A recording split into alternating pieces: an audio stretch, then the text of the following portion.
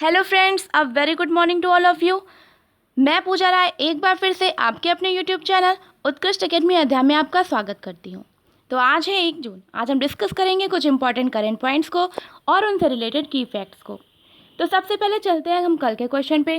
कल मैंने आपसे ये क्वेश्चन किया था कि हाल ही में किस देश में मंदिर की खुदाई के दौरान 1100 साल पुराना शिवलिंग मिला है। हाल ही में किस देश में मंदिर की खुदाई के दौरान 1100 साल पुराना शिवलिंग मिला है। तो इसका आंसर है कि भारतीय पुरातत्व सर्वेक्षण यानी कि आर्कियोलॉजिकल सर्वे ऑफ इंडिया द्वारा पुनर्स्थापना कार्य के दौरान वियतनाम में 9वीं शताब्दी के एक शिवलिंग का पता लगाया गया है। कहाँ पे? वियतनाम में। शिवलिंग चाम मंदिर परिसर में स्थापित किया गया है। वियतनाम के क्वांग नाम प्रांत में मायसन के यूनेस्को विश्व विरासत स्थल का हिस्सा चाम मंदिर परिसर 9वीं शताब्दी ईस्वी में बनाया गया था और इसका निर्माण हुआ था राजा इंद्रवर्मन द्वितीय के शासनकाल के दौरान। तो हाल ही में वियतनाम में 1100 साल पुराना शिवलिंग प्राप्त हुआ है जो कि 9वीं शताब्दी का है और इसको चाम मंदिर परिसर में स्थापित किया गया है। वियतनाम की बात करें तो वियतनाम दक्षिण पूर्व एशिया के इंडो चाइना प्रायद्वीप के पूर्वी भाग में स्थित एक देश है। इसके उत्तर में चीन है, पश्चिम में लाओस है, दक्षिण पूर्व में कंबोडिया व पूर्व में दक्षिण चीन सागर है। वियतनाम की राजधानी है हनोई। तो इसे आर्कियोलॉजिकल सर्वे ऑफ इंडिया ने फाउंड किया है। तो भारतीय पुरातत्व सर्वेक्षण की बात कर लेते हैं थोड़ी सी। भारतीय पुरातत्व सर्वेक्षण की स्थापना हुई थी 1861 को। यहाँ मिसप्रिंट है। 1861 में भारतीय पुरातत्व सर्वेक्षण की स्थापना हुई थी और इसका हेडक्वार्टर है नई दिल्ली में। आर्कियोलॉजिकल सर्वे ऑफ इंडिया से रिलेटेड एक करेंट पॉइंट ये है कि हाल ही में 12 मई 2020 को IAS अधिकारी वी विद्यावती को आर्कियोलॉजिकल सर्वे ऑफ इंडिया का नया महानिदेशक नियुक्त किया गया है। तो ये था कल के क्वेश्चन का आंसर। अब हम चलते हैं आज के पॉइंट्स की तरफ। हमारा फर्स्ट पॉइंट है कि पावर फाइनेंस कॉरपोरेशन ने 1 जून 2020 से रविंदर सिंह ढिल्लों को अध्यक्ष व प्रबंध निदेशक के रूप में नियुक्त करने की घोषणा की है। तो पावर फाइनेंस कॉरपोरेशन ने किसे अपना नया अध्यक्ष व प्रबंध निदेशक नियुक्त करने की घोषणा की है? तो रविंदर सिंह ढिल्लों को। वर्तमान CMD राजीव शर्मा 31 मई 2020 को सेवानिवृत्त होंगे। तो रविंदर सिंह ढिल्लों की नियुक्ति राजीव शर्मा जी के स्थान पर की गई है। पावर फाइनेंस कॉरपोरेशन लिमिटेड एक भारतीय वित्तीय संस्थान है और यह भारत में विद्युत क्षेत्र की आधारशिला है। पावर फाइनेंस कॉरपोरेशन की स्थापना हुई थी जुलाई 1986 में और इसका हेडक्वार्टर है नई दिल्ली में। तो चलते हैं हम अपने नेक्स्ट पॉइंट की तरफ।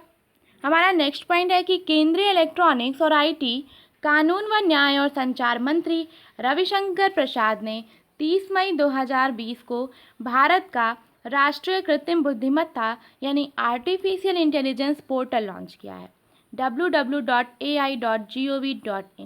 www.ai.gov.in। तो किसने भारत का राष्ट्रीय आर्टिफिशियल इंटेलिजेंस पोर्टल लॉन्च किया है? कानून व न्याय और संचार मंत्री रविशंकर प्रसाद ने। इसे संयुक्त रूप से इलेक्ट्रॉनिक्स व IT उद्योग मंत्रालय द्वारा विकसित किया गया है। इलेक्ट्रॉनिक्स व IT मंत्रालय के राष्ट्रीय ई-गवर्नेंस विभाग और IT उद्योग से IT और NASSCOM मिलकर इस पोर्टल को चलाएंगे। तो चलते हैं हम अपने नेक्स्ट पॉइंट की तरफ।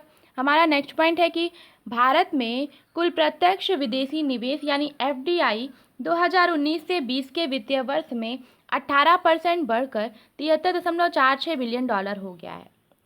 तो प्रत्यक्ष विदेशी निवेश 2019 से 20 के वित्तीय वर्ष में कितने परसेंट बढ़ा है? तो 18% बढ़ा है। और बढ़कर कितना डॉलर हो गया है? तो $73.46 बिलियन हो गया है। DPIIT यानी उद्योग संवर्धन व आंतरिक व्यापार विभाग DPIIT द्वारा जारी आंकड़ों के मुताबिक यह 4 साल में सबसे ज़्यादा है। इस FDI इक्विटी प्रवाह में अधिग्रहण के माध्यम से RBI का स्वचालित मार्ग 13% से बढ़कर $49.98 बिलियन हो गया है। तो RBI का स्वचालित मार्ग 13% बढ़कर $49.98 बिलियन हो गया है। किसके माध्यम से? अधिग्रहण के माध्यम से। तो चलते हम अपने नेक्स्ट पॉइंट की तरफ। हमारा नेक्स्ट पॉइंट है, राष्ट्रीय कृषि व ग्रामीण विकास बैंक यानी नाबार्ड ने पश्चिम बंगाल में अब तक के चालू वित्त वर्ष में 1050 करोड़ रुपए के ऋण को मंजूरी दी है। तो नाबार्ड ने हाल ही में किस राज्य के लिए 1050 करोड़ रुपए के ऋण की मंजूरी दी है? तो पश्चिम बंगाल के लिए। नाबार्ड की बात करें तो राष्ट्रीय कृषि व ग्रामीण विकास बैंक की स्थापना हुई थी 12 जुलाई 1982 को और इसका हेडक्वार्टर मुंबई में है। यह ग्रामीण क्षेत्रों में किसानों व गरीब लोगों के लाभ के लिए होगा। विशेष तरलता सुविधा के तहत ऋण सहायता राज्य सहकारी बैंकों, क्षेत्रीय ग्रामीण बैंकों व सूक्ष्म वित्तीय संस्थानों में विस्तारित किया जाएगा। अब यहाँ बात आई है पश्चिम बंगाल की। तो पश्चिम बंगाल में हाल ही में चक्रवाती तूफान अम्फान ने विकराल रूप धारण किया था। तो चक्रवाती तूफान अम्फान का संबंध किस राज्य से है? तो पश्चिम बंगाल और दक्षिण पूर्व बंगाल की खाड़ी में स्थित स्थानों से। तो चलते हम अपने नेक्स्ट पॉइंट की तरफ। हमारा नेक्स्ट पॉइंट है, उत्तराखंड के मुख्यमंत्री त्रिवेंद्र सिंह रावत ने मुख्यमंत्री स्वरोजगार योजना का उद्घाटन किया। तो मुख्यमंत्री स्वरोजगार योजना का उद्घाटन या योजना किस प्रदेश में लॉन्च की गई है? तो उत्तराखंड में। किसके द्वारा? मुख्यमंत्री त्रिवेंद्र सिंह रावत के द्वारा। इस परियोजना का उद्देश्य युवाओं को स्वरोजगार के अवसर प्रदान करना है। इसके तहत आवेदन करने वाले प्रवासियों को संबंधित अधिकारियों से त्वरित मंजूरी मिल जाएगी और उनके आवेदन तत्काल सब्सिडी वाले बैंक्स को भेज दिए जाएंगे, जो पहाड़ी जिलों में 25% व मैदानी जिलों में 15% होंगे। पहाड़ी जिलों में 25% और मैदानी जिलों में 15% होंगे। उत्तराखंड की बात करें तो उत्तराखंड के मुख्यमंत्री त्रिवेंद्र सिंह रावत ने हाल ही में प्रशिक्षित युवाओं के लिए रोजगार के अवसर पैदा करने के उद्देश्य से एक पोर्टल लॉन्च किया था जिसका नाम था होप। होप की फुल फॉर्म है helping out people everywhere, helping out people everywhere. और इसका भी उद्घाटन या इसकी लॉन्चिंग की थी उत्तराखंड के मुख्यमंत्री त्रिवेंद्र सिंह रावत ने। तो चलते हम अपने नेक्स्ट पॉइंट की तरफ। हमारा नेक्स्ट पॉइंट है कि तमिलनाडु में राज्य सरकार ने गांवों में नई नौकरी सृजन में तेजी लाने के लिए 300 करोड़ रुपए के विशेष वित्तीय पैकेज की घोषणा की है। लगभग 4000 पंचायतों में इसे लागू किया जाएगा। तो हाल ही में किस राज्य सरकार ने गांवों में नई नौकरी सृजन में तेजी लाने के लिए 300 करोड़ रुपए के विशेष वित्तीय पैकेज की घोषणा की है? तो तमिलनाडु ने। इस योजना में ग्रामीण उद्यमियों के लिए ऋण देना, विभिन्न ग्रामीण उत्पादकों के संगठनों व ग्रामीण औद्योगिक समूह के लिए पूंजी अनुदान शामिल है इस पैकेज के अंदर। तमिलनाडु की बात करें तो तमिलनाडु ने हाल ही में थंजावुर नेटिव वर्क्स और अरामबाउर वुड कार्विंग्स को भौगोलिक संकेतक से सम्मानित किया गया है। तो तमिलनाडु के मध्य क्षेत्र से संबंधित तंजावुर नेटिव वर्क्स और अरामबाउर वुड कार्विंग्स को जीआई टैग से हाल ही में सम्मानित किया गया है। तो चलते हैं अपने नेक्स्ट पॉइंट की तरफ। हमारा नेक्स्ट पॉइंट है कि ब्राज़ील, रूस, भारत, चीन व दक्षिण अफ्रीका जैसे ब्रिक्स देशों के कर अधिकारियों के प्रमुखों की बैठक हुई है हाल ही में 29 मई 2020 को।